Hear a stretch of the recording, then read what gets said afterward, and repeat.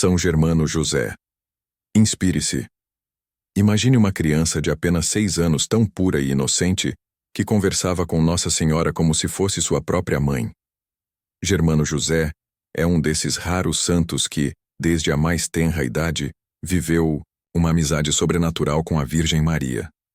Sua vida nos mostra que a simplicidade do coração atrai as maiores graças do céu. Se você deseja aprender como cultivar uma verdadeira devoção mariana e viver na obediência e humildade, esta história é para você. No dia 7 de abril, a Igreja Católica celebra São Germano José, que passou a Igreja triunfante em 1241. A vida de Germano José é uma das mais encantadoras que há, e embora não se trate de um santo canonizado, é uma prova eloquente do amor que Maria Santíssima dedica aos meninos que conservam puro o coração e lhe têm devoção filial. Germano José nasceu em Colônia, cidade antiga da Alemanha, célebre pelo espírito religioso que nela sempre reinou. O pai de Germano José era um dos cidadãos mais considerados e abastados de Colônia, mas repetidos reveses e contratempos fizeram com que caísse em grande pobreza. No entanto, não descuidou da educação do filhinho. Germano José foi um daqueles meninos que desde a mais tenra infância parecem trazer em si o sinal de uma predestinação à santidade. Na idade de estudar, frequentou a escola e, entre os numerosos alunos, era o mais exemplar. Com muito cuidado, fugia dos companheiros que, em palavras e proceder, manifestavam má educação e má índole. Quanto mais podia, procurava a igreja, onde, ao pé do altar da Santíssima Virgem, ficava em doces colóquios com aquela a quem venerava como mãe. Encantador era o modo por que a criança de 6 anos apenas conversava com Maria Santíssima.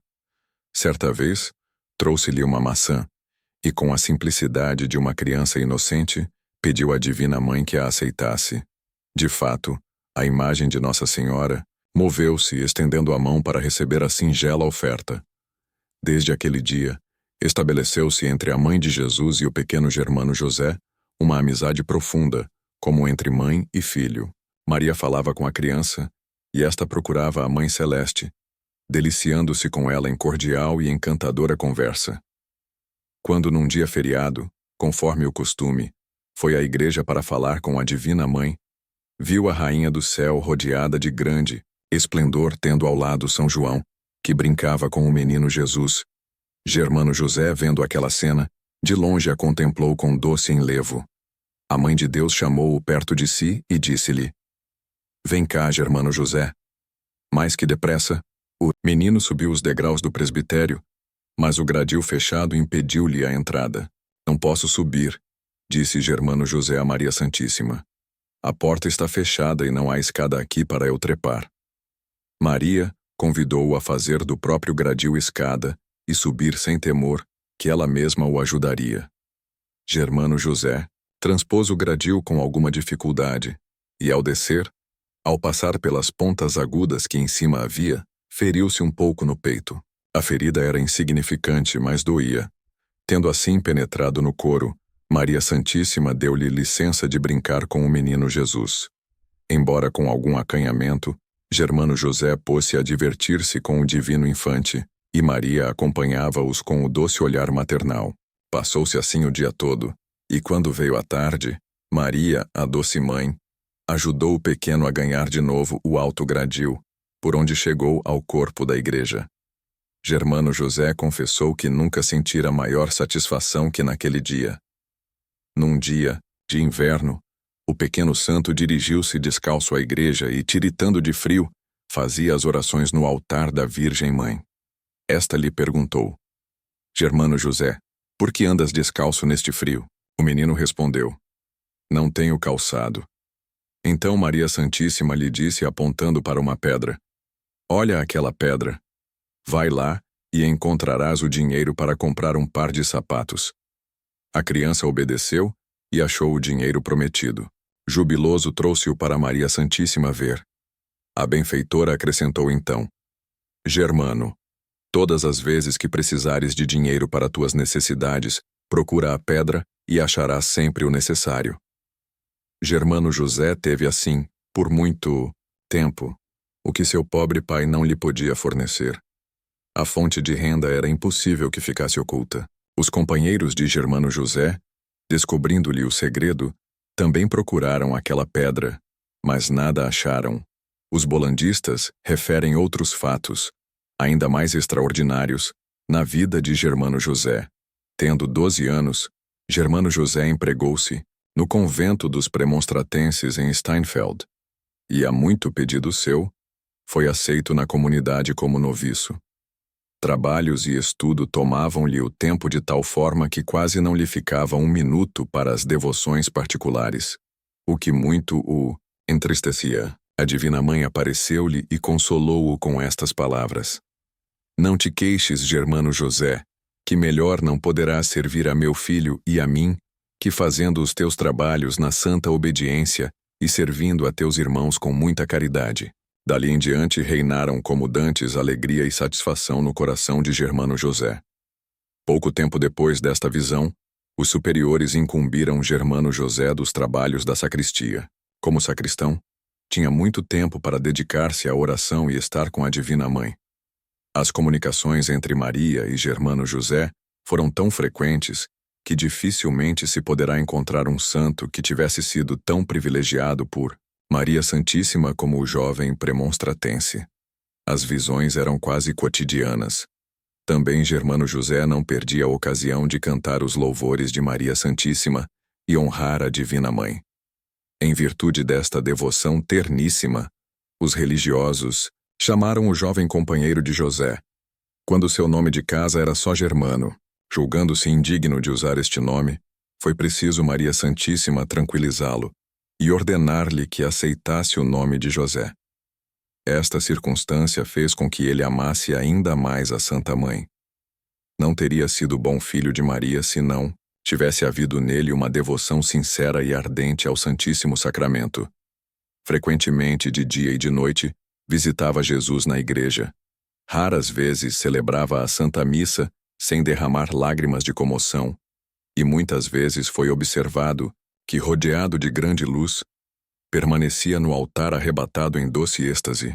Apesar de tão privilegiado e cumulado de provas de predileção da parte de Deus e de Maria Santíssima, Germano José conservou-se sempre na mais edificante humildade. Se bem que nunca tivesse manchado a alma com um pecado mortal, sua vida era uma contínua prática de penitência. Deus permitiu também que seu servo fosse atormentado pelas mais terríveis tentações e sujeito a dores fortíssimas. Germano José levou esta cruz com coragem e resignação à vontade de Deus. Não longe de Steinfeld, havia um convento de religiosas, as quais pediram ao superior de Germano José que o mandasse para, durante a quaresma, fazer o serviço religioso no convento. O superior não quis dar a pedida licença, e a comunidade toda se externou também contrária à vontade das irmãs. Germano José pediu pessoalmente ao abade que atendesse às religiosas, porque esta era a vontade de Deus, e obteve a permissão.